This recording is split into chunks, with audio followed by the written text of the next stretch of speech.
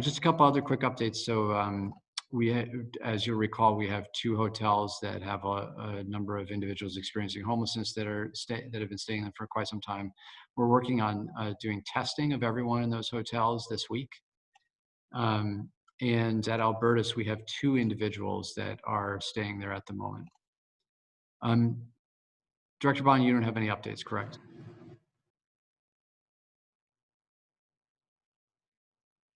I'm presuming you said no because you're on mute, but Sorry, no, not at this time.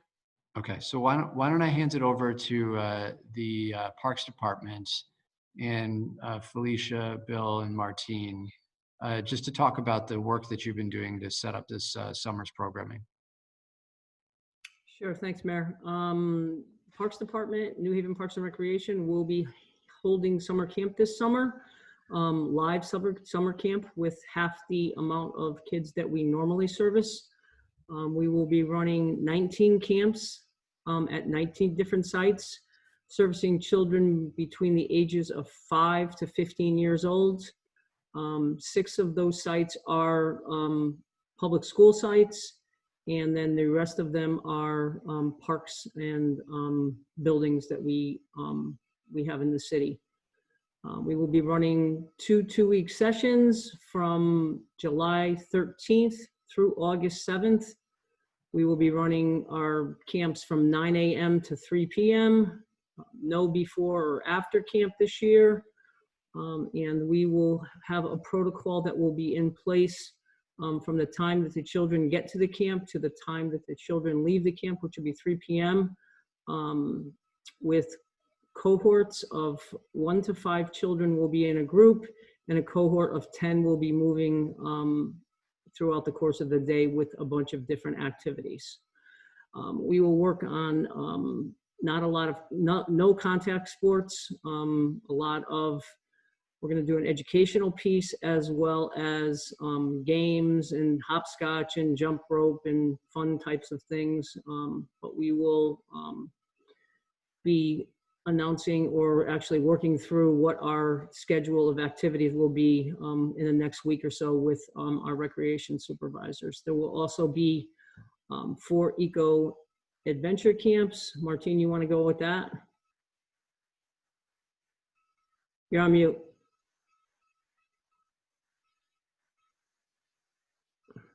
Okay, certainly. We are going to have Eco Adventure Junior camps at 3 locations: at Trowbridge Environmental Center, at Barnard Nature Center, and then we're also going to have, we have the 3 traditional sites: Barnard Nature Center, which is going to be replacing Edgewood Ranger Station. We're going to have the location at the Trowbridge Environmental Center, which is also known as East Rock. And we're also going to have the West Rock Nature Center for the older kids. Say that again? And the sound school. And the sound school. So we're going to have the sound school at the building. Now, the difference is we're going to have half of the capacity that we have in years past. We're not going to have any field trips, but we're going to be able to maintain a lot of the aquatic programs that we did, because kayaking will allow us to do a social distance. We're also going to be doing a lot of cycling. So we're going to be able to accommodate people that know how to ride and do not know how to ride. So we have some tricycles available for that, as well as a lot of nature interpretation. We're also going to try to do some public programming during the summer.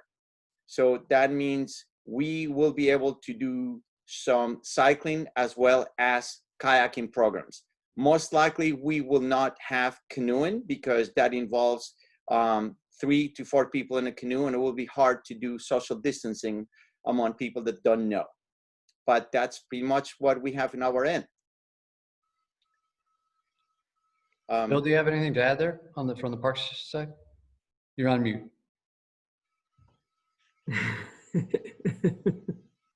You're still on mute. There you are. I'm used to running my mouth. We spent a lot of time putting these programs together. Our guys, my staff, Martin and Felicia, killing me with phone calls and emails and texts. rewriting, writing, and we come up with a beautiful plan, providing opportunities for kids this summer. That's the main thing, is trying to provide an opportunity for these young boys and girls since they've been, locked down since March. With the help of the school system, the mayor, and all the Board of Ed people, we come to the conclusion that this will work, and we'll do everything we can to keep our kids safe. The main thing, if I say to my staff, if we don't do nothing, really, that's bad. That's really what we shouldn't do. We need to try to provide something for the kids this summer, and we're doing it for 4 weeks. And we're going to see how it goes. I know Felicia Martin has spent almost 10, 12 hours a day rewriting and writing, along with waking me up early in the mornings. But we're ready. We're ready to provide. We're ready to do this. Thanks. And then with the help of youth services, which is whoever we're picking next, this is going to be a fun summer. It really is.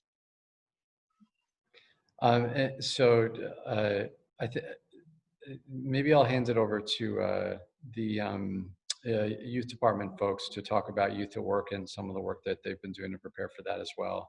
And then we can open up to questions. So Tommy or Gwen or Ronald? Gwen was taking the lead on this one. First of all, good afternoon to everyone and to the media for bringing this to the forefront. The Youth Services Department really would like to start off by saying thank you to the mayor and to our collaborating departments, such as the Health Department, Director Maritza Bond, for being champions of youth and for making sure that we are having programs for our youth to not only attend, but to gain work experience, this work-based learning experience that will transfer over to their future careers. So we're excited that COVID has not held us down. It has made us more careful, but it is not stopping us. So on that, I will bridge to the fact that we will be moving on with Youth at Work for summer 2020. We are extremely excited because in spite of everything, we still have 50 plus nonprofits, grassroots agencies that are still willing to open their doors to have a work-based learning experience for our youth. As you know, our program serves young people between the ages of 14 to 21, 14 that are in the 9th grade, are New Haven residents or attend New Haven public schools. We still had students putting in applications. The application process began in January and it closed in March, but we did open it up for 2 weeks during the time when COVID first shut down City Hall. And in spite of the barriers, we still have collected well over 400 applications for our summer programming. We are going to do our best to try and make sure that these young people have some form of an experience, if it is not an actual employment program, but a training program or webinars, in order to keep our young people active and busy for this summer. We are excited that that the departments in City Hall will also be a part of this. We have many students who will be placed in some of our city departments, such as our IT department, our Corporation Council department, our LCI department. So everyone is on board to make sure that our young people has a safe place to work in. Again, thank you to Director Maritza Bond, because she has made sure that we are on point, making sure that we have all the safety standards in place, and we are following all of the directives from the State Department of Education Early Childhood Office. And so that is one of the requirements for those work sites who are going to be participating with us. So we want everyone to know that the work sites that we are placing their young people will be in safe hands, because they are required to follow all the health mandates that have been implemented on the state level as well as the city level. I know that in regards to employment, the program will begin July 13th. It will end on August 7th. Young people will have a 4-week experience where they're able to work 30 hours a week, equivalent to approximately 6 hours a day. During that time, we'll be working in collaboration with our, well, you know, as our newly formed department, Youth and Recreation, we will all be depending on one another to make sure that our young people are safe. So we will be running camps. We will be giving fruitful experience. And for those who do not know, our young people make the wage, the Connecticut state minimum wage of $11 an hour. And so a young person who works that 30 hours a week has the potential of grossing $330. So we're looking at doing this over a 4-week period. And we know that can help out many parents who need to purchase books and school clothes and all of the things. You know, I had a teenager, he's grown right now, but we know that our young people can be expensive, and this is going to help offset the cost. We have some other programs that will be going on as well. And so I would like to have my colleague, Ronnie Huggins, speak to what is going on under the Youth Services Bureau silo with Youth Services Department. Good afternoon, everyone. Once again, thank you to Mayor Elicker and the team for their support throughout this process. Like Gwen has stated, we are really excited about some things that will be coming out of our department. One of the things that we would like to announce is in collaboration with our newly formed department, we will be helping to distribute some bikes out throughout the summertime to some young people throughout the city to get them out, to get them active throughout our city streets, to enjoy our beautiful bike trail.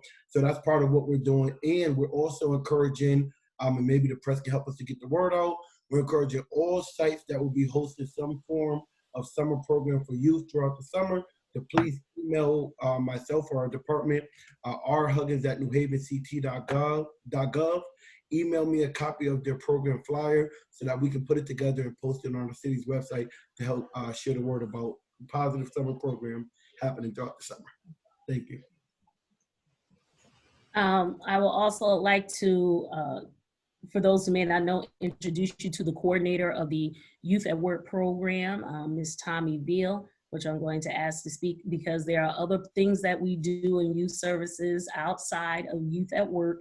And so I wanted her to share some information of some exciting things that we're doing as well.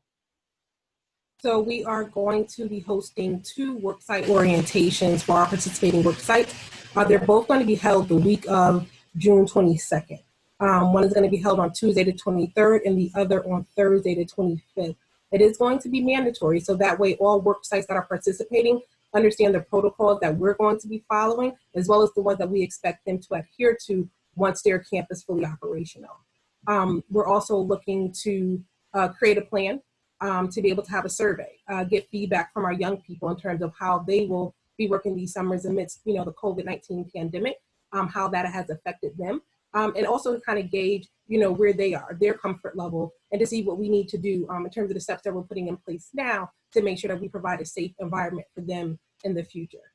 We've been able to ensure that workplace experience give them some type of guidance in terms of their future, but we also want to make sure that they feel safe and comfortable, that they know that these are trusting adults at their site, and if they have any concerns, that they can come to us as well. And so that's one thing that I feel we've been able to focus on as we transition into what is our new normal.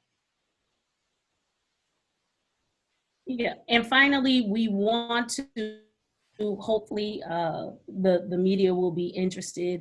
We know that there are a lot of things that are going on, but we really, really thank you for highlighting the positive things with Youth and Recreation. And very soon we will be reaching out to you. The Youth Services Department will actually, for the first year, be giving scholarships. Tommy, did you want to speak to the scholarships? It was your baby, so I want to give you that opportunity. So due to, and I do apologize for my background noise, due to COVID hitting so quickly and rapidly, we did receive dollars from the state Court Support Services Division, and we've been able to reallocate some of those dollars that we were not able to typically put into some of our programming. What we're looking to do with those dollars is put them into a scholarship. And so we're looking to award upwards to 10 youth with up to $1,000 scholarships and/or 20 with 500, depending upon how many applications we receive.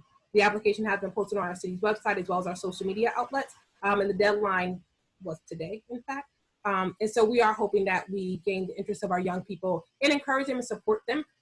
Many of them entering into college for the first time. That experience is going to look very different for so many young people as well as their families. And so where the traditional, I'm going off to college, some students may be staying home.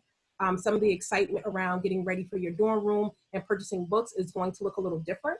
And so we want to be able to provide some support to help encourage them to kind of stay focused on their dream, pursue higher education, but also knowing that the Youth Services Department, Youth and Recreation together are going to support them as they transition. Ultimately, we want them to come back. We want them to come back and work for us next summer. We want them to potentially come into positions that we offer within our department as they pursue their career and finish their educational degrees. So please know that we thank you for bringing all of this good news to the forefront, and we will avail ourselves anytime if you have additional questions or if there's more information. I did see a comment from Paul. Hi, Paul, for us to send a link to you. We will make sure that we get all the information to you as soon as possible. If we get off this call and we have not answered you, please, ma'am, please, sir, please do not hesitate to reach back out to us, and we will make sure that we get you that information, as we want to make sure that it is in the news and correctly in the news for how people can get in touch with us. And then you can always reach out to our departments. I believe the main telephone number for Parks and Rec over at 720 Edgewood Avenue is 9468. Oh, I forgot the 203. My bad. Go ahead, Felicia. Your number is 203-946-8027. and you can reach, 203-946-8020.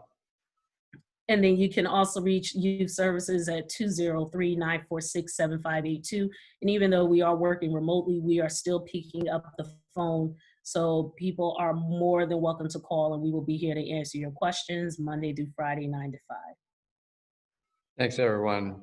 I think, Gwen, you should take over the press conferences in general. You do all right. You do all right in this venue. And just thank you so much to the team. Gage posted on the comments a link to a video that the Parks Department pulled together. And I highly recommend taking a few minutes to check it out. It's really cute, and it's done by kids. So it's really fun. And thanks to New Haven Public Schools. I see Mike Pinto on the call. I just appreciate your flexibility. I know that it's some additional work for you to open up the schools, but you know, kids need stuff to do over the summer. Parents are starting to go back to work, and it's important to keep our kids engaged and doing fun and active things. But it's also important for us to provide some oversight and mentorship and support for our kids, so that parents can actually go to work. So everyone on the team really thinking about creative ways to make sure that we're keeping our kids safe, while at the same time making sure that they're doing positive things is something that's inspiring. I appreciate that work. Any questions from the press? Go ahead, Paul.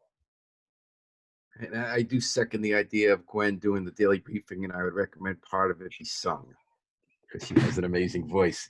A couple questions. I know I would tune in every day and not let anyone else cover it in those circumstances. About COVID, two quick questions. Are all the walk signals on automatic in the city? Our readers have been asking about this. I don't know if all of them are, but many of them are, and the intention was so people don't have to press the button. Mm-hmm. And then you referred this a little bit. So May 31st was the first big rally. 1,000 people went on about the George Floyd issue. 1,000 people went on the highway, and then a week later, or almost a week, there were 5,000. Is there any sense from your contact tracing that there were any cases coming out of that, or did we dodge a bullet? Director Bond, do you want to answer that? Yeah, so we monitor our cases daily, and right now we are not seeing significant increases. We're very thankful for that. For the most part, we've been seeing like 97%, 98% of the individuals wearing masks or mask coverings, and so we're really pleased.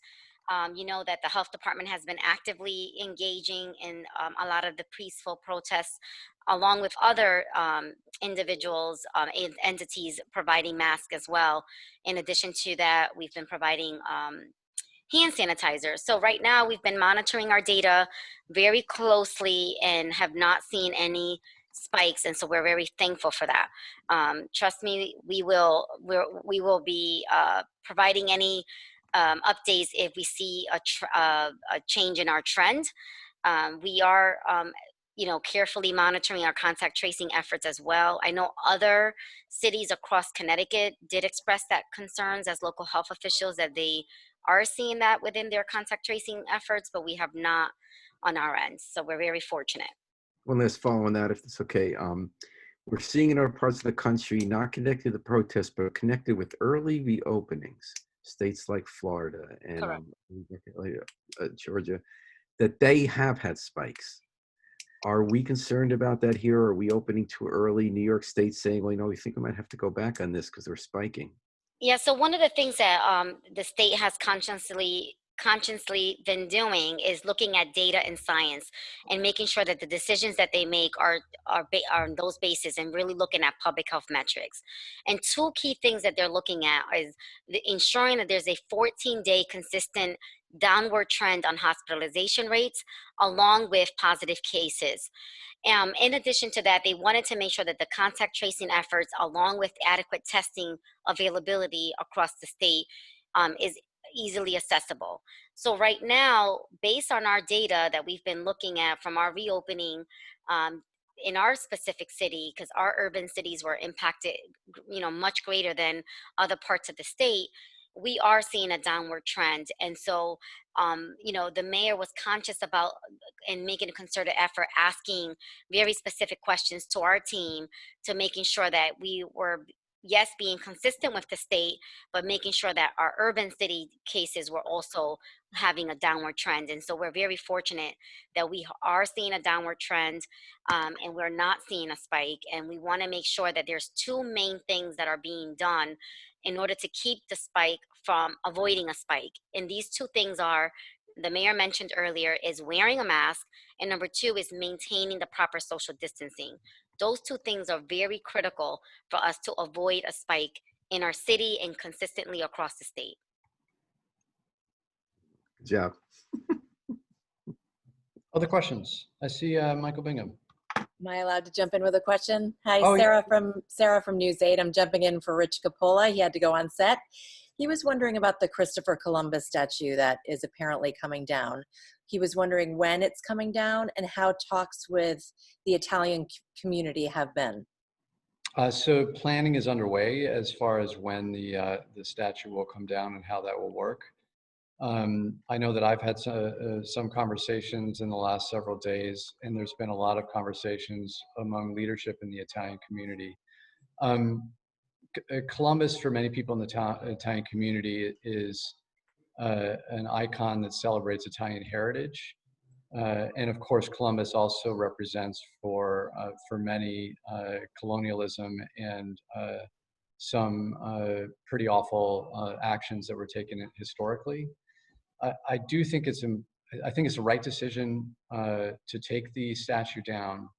I do think it's important for us to have a conversation about how to celebrate Italian heritage in New Haven that is so important for many Italian people that live in the city.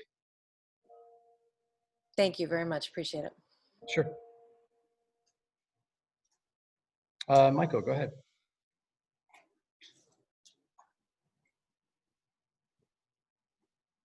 You're on mute.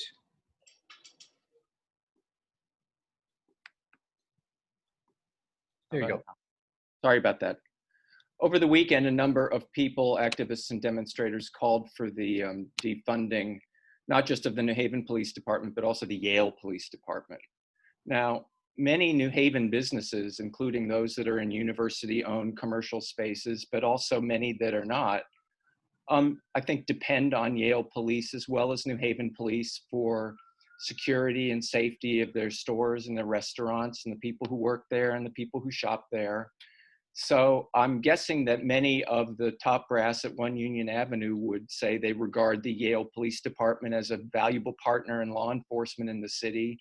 And I think my question to you is, would you agree with them, or would you be more inclined to agree with people who say the university in 2020 has no business being in the law enforcement business? I think this is a very important question that, frankly, we're having conversations internally about in reviewing the agreement with Yale to determine what the the right relationship is between the university and the city.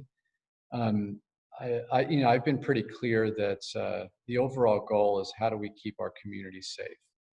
And there's a lot of different opinions on how to make sure that that happens. I do think that there's some important messages that need to come from the defund the police dialogue about how the goal is not to police communities, it's to keep communities safe, and it may not always be police response that does that. And I think that it's fair to say that that Yale and other municipalities, police forces, interactions and activities in New Haven need to be explored further. I'm not sure yet what the right answer is to this, but I do think that we should be having a deeper conversation about it. It sounds like I'm totally trying to avoid your question, but we're thinking about this now, and I don't have a good answer yet. Are those conversations within the bounds of city government, or are they between people at the university and city government? At this point, it's an internal conversation within city governments. We have not been talking with the university. Thank you. And if I could ask one more, how would you generally characterize, the university and the city have been occupying the same geography for 300 years, and the relationship goes up and down, and sometimes it's good and sometimes not so good. How would you characterize the relationship between the city and the university today? I think we have some work to do. Could you elaborate a little? I'm not sure as I need to. I think that I've been quite clear that especially in these times where we have I've been clear for the past year that I think it's critical for those that have the ability and the power to address income inequality in a meaningful way.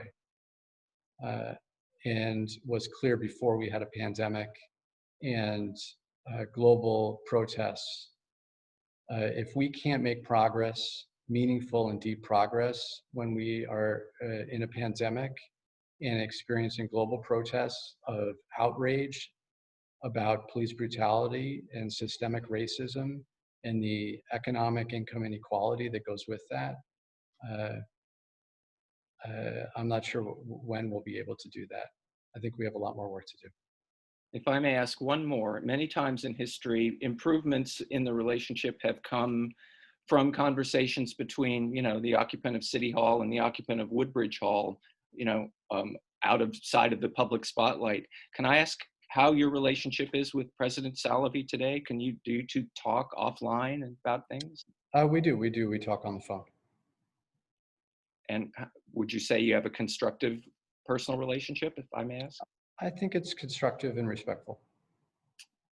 Thank you very much. Thanks. Any other questions?